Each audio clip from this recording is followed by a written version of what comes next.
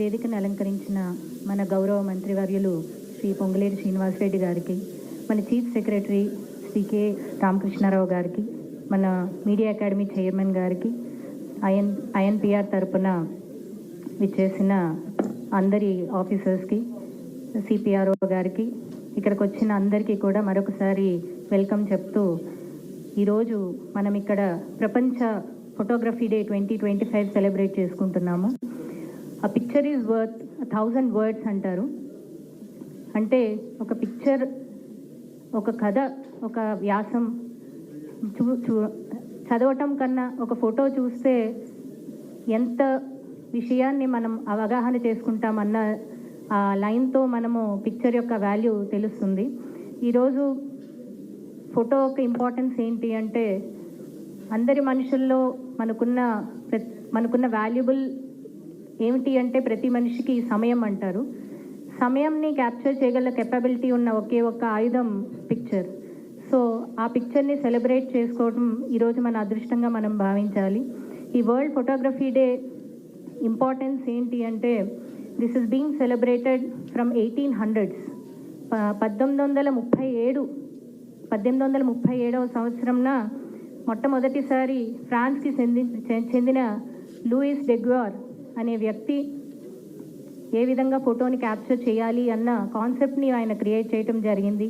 దాన్ని French government అఫీషియల్గా 1839 జనవరి 9న గుర్తించి ఆగస్టు 19వ తారీఖు నుంచి, అంటే అన్ని సంవత్సరాల క్రితం ఆగస్టు 19, అంటే ఈరోజు ప్రొఫెషనల్గా దాన్ని యాక్సెప్ట్ చేస్తూ ఫ్రెంచ్ గవర్నమెంట్ తీసుకున్న నిర్ణయం ఈ రోజు వరకు మనం ఫోటోగ్రఫీ డే సెలబ్రేట్ చేసుకోవడానికి ముఖ్యమైన కారణం. ఈ ఫోటోగ్రఫీ డే మనము ఇన్వైట్ చేసిన వెంటనే ఒప్పుకుని వచ్చిన మన గౌరవ మంత్రివర్యులు గారికి, చీఫ్ సెక్రటరీ గారికి మరొకసారి నా హృదయపూర్వక థ్యాంక్ యూ నేను చెప్తున్నాను. మనం ఐఎన్పిఆర్ తరపున కూడా ఈ వరల్డ్ ఫోటోగ్రఫీ డేని చాలా సంవత్సరాలుగా చేసుకోవటం జరుగుతుంది. ఆల్మోస్ట్ 28 సంవత్సరాల నుంచిగా మన ఐఎన్పిఆర్ డిపార్ట్మెంట్ ఈ రోజుని మనం సెలబ్రేట్ చేసుకుంటున్నాము. ఈరోజు 5 విభాగాల్లో మనం ఈ అవార్డ్స్ అనేది మనం ప్రదానం చేస్తున్నాము. మొదటి విభాగంలో రైతు భరోసా, రైతులకు ఆర్థిక సాయం, బోనస్ ధరలు. రెండవ విభాగంలో ఇందిరమ్మ ఇళ్ళు. మూడవ విభాగంలో చేయూత, అంటే రాజీవ్ ఆరోగ్యశ్రీ బీమా, పెన్షన్స్. నాలుగవ విభాగంలో రాజీవ్ యువ వికాసం.